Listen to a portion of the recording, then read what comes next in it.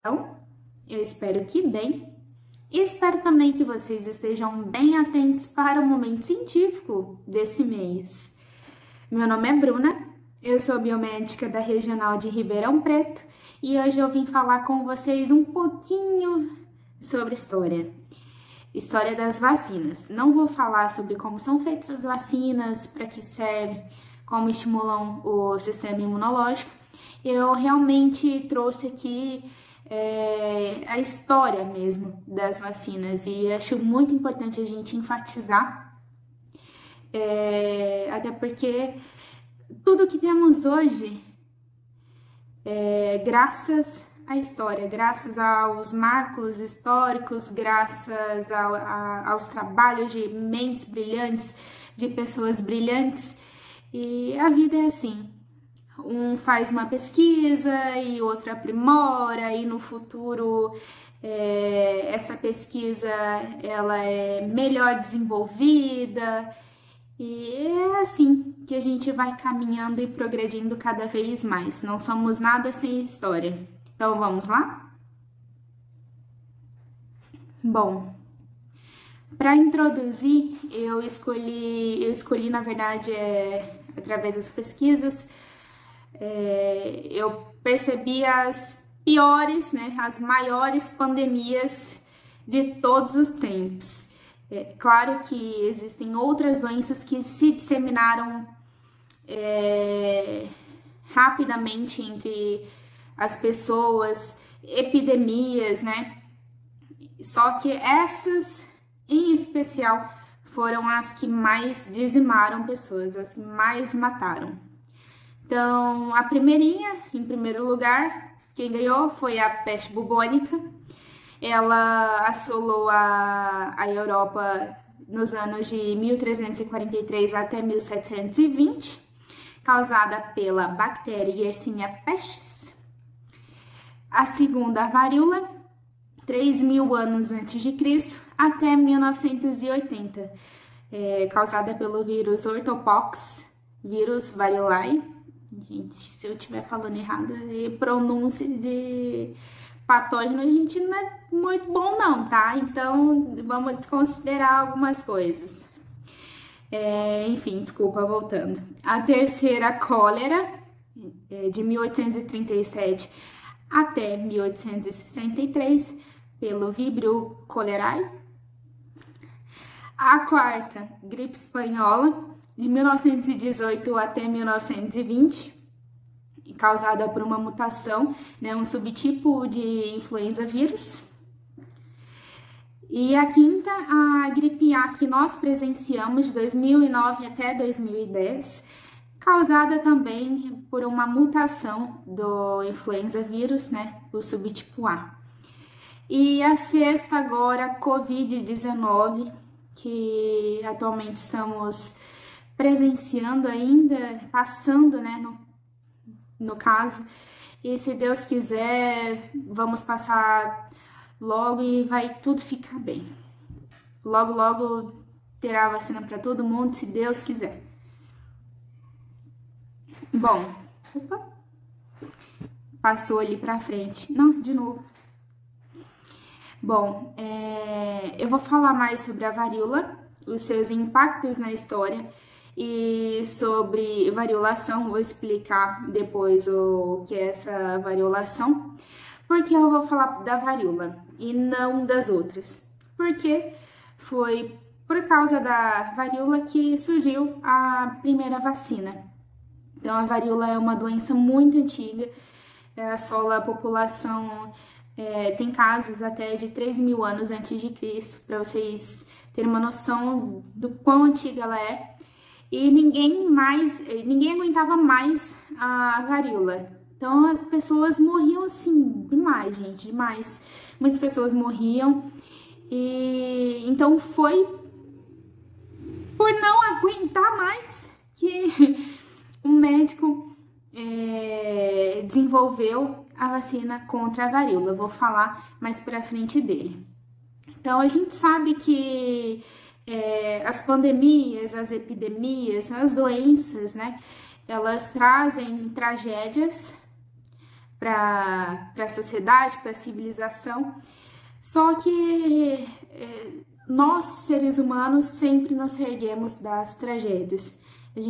É pelas tragédias que a gente consegue se reerguer, consegue uma forma de contornar a situação, né?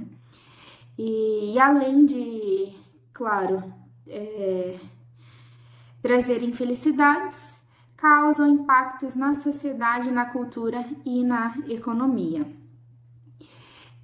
Bom, durante os séculos XV e XVI, já existia na China relatos de pessoas tentando criar imunidade, praticando o ato de variolação, que era o nome que era dado, né? Contra a varíola. Então, o que essas pessoas faziam? Elas pegavam feridas de pessoas doentes, raspavam as feridas assim e colocavam para secar no sol. Deixavam secando lá, até ficarem bem sequinhas mesmo. Depois elas pegavam, colocavam numa espécie de bastão que tinha um buraquinho dentro para as pessoas conseguirem aspirar, e à distância eles aplicavam nas narinas e as pessoas aspiravam esse conteúdo. E essa técnica era uma técnica de variolação. Tem uma outra técnica que as pessoas faziam também, só que essa técnica em específico de variolação chamava insuflação nasal. Bom, essa prática chinesa de variolação era uma prática mais requintada, tá, gente? O outro tipo de variolação, as pessoas raspavam as feridas e depois se inoculavam com o pus dessas feridas de pessoas acometidas pela doença. Então, pegava lá o pus de uma pessoa doente, rasgava a pele, fazia um cortezinho e introduzia esse pus na própria pele. Esse era um outro tipo de variolação que existia. Então, essa prática ficou conhecida na Europa no século XVII e passou a ser utilizada em muitos locais, inclusive em muitos locais na África, e foi levada, assim, ao continente norte-americano por escravos. Após isso, ela se tornou bem conhecida, né, mundialmente conhecida, e a variolação provocava imunidade, mas não era uma vacina. E também não era um método nada seguro, né, gente? Já se sabia, já haviam relatos antigos da China que eles conseguiam criar uma imunidade, não sabiam ao certo como, né? Mas eles sabiam que não pegavam a doença após um primeiro contato. E aí eles começaram essa prática. Porém, não era uma prática segura, mas era o que eles tinham na época. Bom, inclusive grandes nomes na história foram a favor da variolação e com isso incentivaram a população a praticar a técnica, incentivaram mais pessoas, uma pessoa pública fazendo, né, seus súditos, as pessoas que a seguem, claro que vão fazer também. E uma grande defensora foi Catarina Grande, Catarina II, no caso, a imperatriz da Rússia, e ela sempre foi uma mulher muito à frente do seu tempo. Ela sempre foi a favor da ciência, quando a igreja, né, caía em cima, não deixava avançar os estudos, ela sempre defendeu. Então, ela sempre foi a favor da ciência. Claro, ela não podia ficar de fora de um marco histórico como esse, né, gente? Inclusive, ela passou pelo procedimento, ela e seu filho, no ano de 1768. Opa, de novo. A primeira campanha de imunização surgiu logo após essa prática se tornar famosa, né? No caso, logo após Catarina II se submeter a esse procedimento e muitas pessoas no mundo se submeterem. Então, George Washington não podia ficar de fora. Como primeiro presidente dos Estados Unidos, em 1777, ele fez a primeira campanha de imunização, obrigou todos os soldados que lutavam na Guerra de Independência a passarem pela variolação. Até então não era vacina, tá, gente? Era essa prática mesmo de variolação. Bom, a primeira vacina criada contra a varíola foi desenvolvida pelo médico britânico-francês e naturalista Edward Jenner. Ele nasceu no ano de 1749 e faleceu no ano de 1823. A sua pesquisa ela teve início em 1789. Então, o que o Jenner começou a fazer? Ele começou a notar que no campo as ordenhadeiras de vaca elas contraíam a varíola bovina e no máximo ficavam só com feridas nas mãos e não passava disso. E em contato com varíola humana, elas não adquiriam a doença. Então, se caso tivessem, claro, um contato anterior com a varíola bovina. Ele começou a observar e achou aquilo tudo muito, né, engraçado. Uma curiosidade muito engraçada, gente, que eu não sabia, eu não fazia ideia. Vacina, em latim, significa de vaca. Pois é. Começou porque a primeira vacina foi contra a varíola e o médico Edward Jenner, ele observava as ordenhadeiras de vaca e eu acho que isso deve ter se popularizado entre as pessoas, né? E acabou ficando. Então, vacina de vaca, por conta das vacas, por conta da varíola bovina, né? E por analogia, passou a designar todos os inóculos com capacidade de estimular o sistema imunológico a criar resposta específica. Bom, em 4 de maio de 1796, Edward testou a sua tese. Então, ele inoculou uma criança chamada James Phipps, que na época tinha 8 anos de idade. Gente, o negócio era esquisito, assim, né? Não tinha comitê de ética, acho que não sabiam muito bem o significado de ética e a saúde era praticamente uma terra sem lei, né? Naquela época podia, gente. Hoje, pelo amor de Deus, ninguém inventa isso não, tá? Então, ele inoculou essa criança com varíola bovina. Ele raspou a pele da criança e inoculou pus de uma pessoa acometida pela varíola bovina. E em 1º de julho do mesmo ano, ele inoculou o mesmo menino pela 2ª vez, só que com a varíola humana.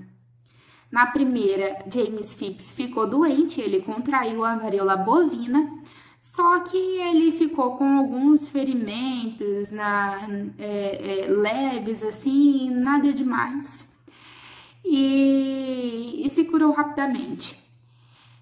E após a 2ª inoculação, que foi com a varíola humana, ele não apresentou sintoma algum, ele não ficou doente.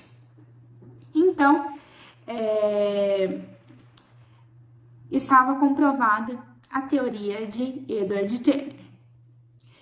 E após a publicação da primeira vacina, né, após a divulgação, a Inglaterra, em 1803, fez a primeira campanha de vacinação gratuita.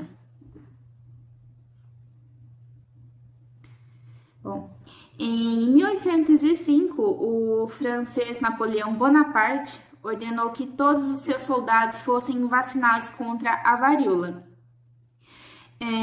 Não sei se todos se lembram, mas Napoleão Bonaparte odiava a Inglaterra, odiava tudo que vinha da Inglaterra, odiava todos os ingleses, odiava tudo.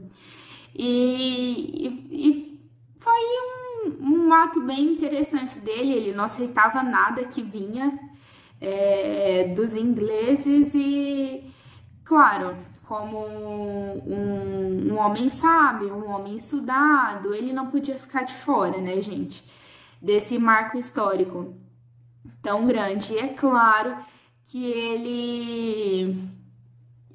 ele também fez os seus soldados se vacinarem contra a varíola para não pegarem e não levarem para a França, né?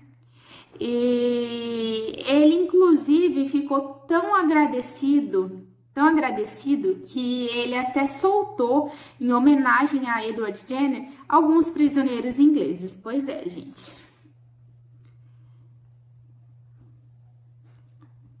Passei ali. Bom, em 1840, o governo britânico proibiu a prática de variolação, não era um método nada seguro, né? E eles disseram, né, informaram para a população que qualquer um teria acesso à vacina se caso procurasse. Então, não precisava mais se submeter a essa técnica de variolação. E em 1853, foi instituída no Reino Unido a vacinação obrigatória de crianças. Então, todas as crianças que nasciam, elas eram obrigadas a serem vacinadas. Inclusive, as crianças já grandinhas, né? Até porque era uma campanha de vacinação recente, então todas as crianças, sem exceção, tinham que ser vacinadas. E tem um gráfico interessante de expectativa de vida de nascimentos do Reino Unido de 1765 a 2015. Então a gente consegue ver, né, uma curva ascendente, uma crescente, né, após a criação da primeira vacina, que varíola matava demais. Bom, vou falar agora um pouco das vacinas que mudaram a história. Após a vacina contra a varíola, né, foi assim, deu-se o start, né, para todas as outras, para o desenvolvimento de todas as outras. Os profissionais de saúde, eles começaram a se interessar, pesquisar e tudo foi, todas as vacinas foram sendo desenvolvidas. A primeira foi a de varíola, claro, a Edward Jenner em 1796. A segunda foi contra a raiva, a vacina antirrábica por Louis Pasteur. Em 1885, o pai da microbiologia, né, gente? Considerado o pai da microbiologia, em parceria com o médico bacteriologista Emile Houx. A de tétano, em 1890, por Emil von Behring. Ele desenvolveu a antitoxina tetânica. Em 1897, Edmond Knockaert provou que essa antitoxina poderia fornecer imunização. Só que no ano de 1920, a vacina foi criada e amplamente utilizada em soldados na Segunda Guerra Mundial. Então, levou-se um grande tempo até a criação da vacina. Mas ela já foi testada nos soldados e com sucesso.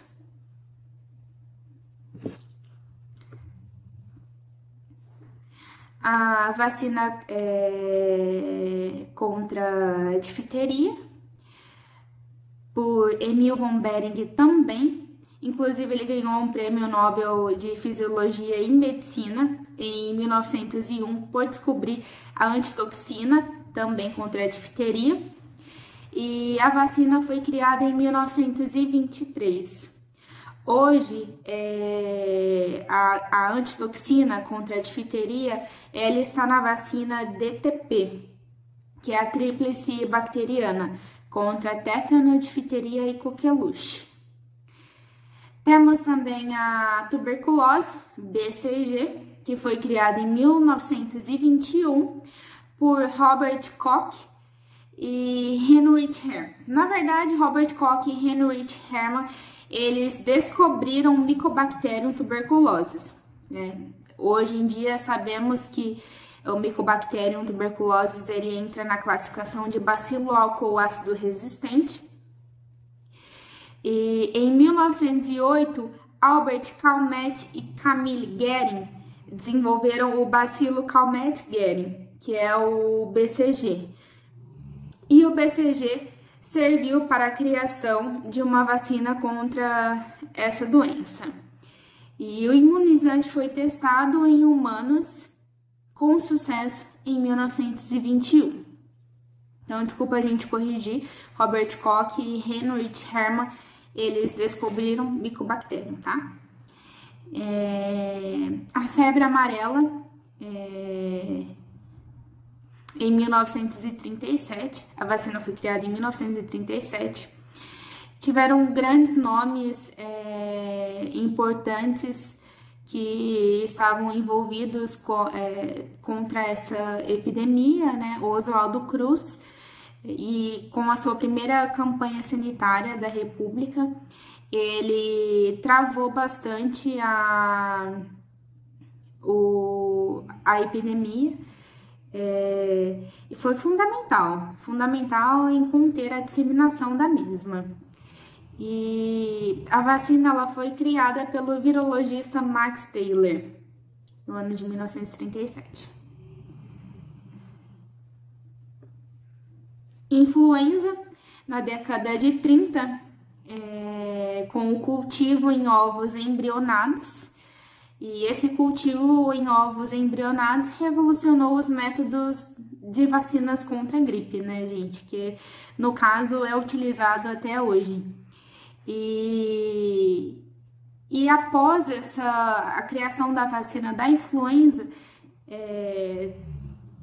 teve-se, né, o entendimento da importância da vacinação sazonal contra a gripe. Então, todo ano nós temos a vacinação contra a influenza. Até porque o vírus se muta facilmente, né? Sabemos disso. E é sempre importante a gente estar mudando as vacinas conforme a previsão da mutação, né? Que se prevê as possíveis mutações e a partir dessas possíveis mutações a vacina contra a influenza é criada. E é sempre importante, até porque vírus, ainda mais vírus da gripe, ele se muta facilmente. Bom, a da poliomielite, que foi de 1952 a 1961, ela foi criada em 1952, só que ao longo desses anos tiveram algumas modificações na vacina, e ela foi desenvolvida pela equipe do biomédico John Wenders, biomédico, gente, considerado o pai das vacinas modernas. E ele conseguiu cultivar o vírus em tecido humano, eles conseguiram cultivar o vírus em tecido humano, o que tornou possível o desenvolvimento da vacina. Em 1955, Jonas Salk, virologista, criou a vacina injetável com o vírus inativado. E em 1961, o médico polonês Albert Sabin desenvolveu a vacina oral contra o vírus atenuado, perdão. E a gente conhece pelo Zé Gotinha, né? Coloquei até a foto aqui, quem não tomou a gotinha.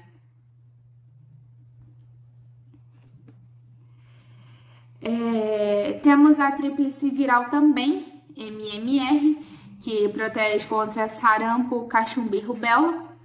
Foi criada pelo microbiologista Maurice Hilleman em 1971. A vacina contra hepatite B, que foi formulada pelo Dr. Maurice também e aprimorada pelo bioquímico Pablo D.T.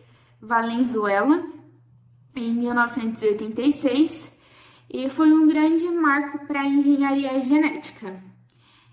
A vacina é derivada de tecnologia de recombinação de DNA e foi um avanço para o desenvolvimento das vacinas.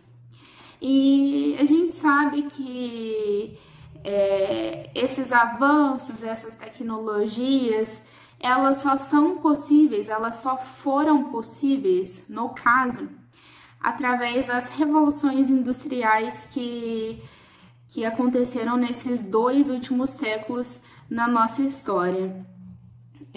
2 últimos não, né? Porque começou no século XVIII. E a última, que foi muito, muito, muito importante para a saúde, foi a terceira revolução industrial do século XX, que foi a revolução técnico-científica e informacional. E ela nos proporcionou um avanço na medicina, um avanço nos equipamentos e principalmente um avanço e uma aprimoração nas técnicas para desenvolver as vacinas. Bom, aqui eu tenho... Nossa, eu passei de novo, gente, desculpa. Eu só tô relando e ele tá passando sozinho. As doenças erradicadas pela vacinação.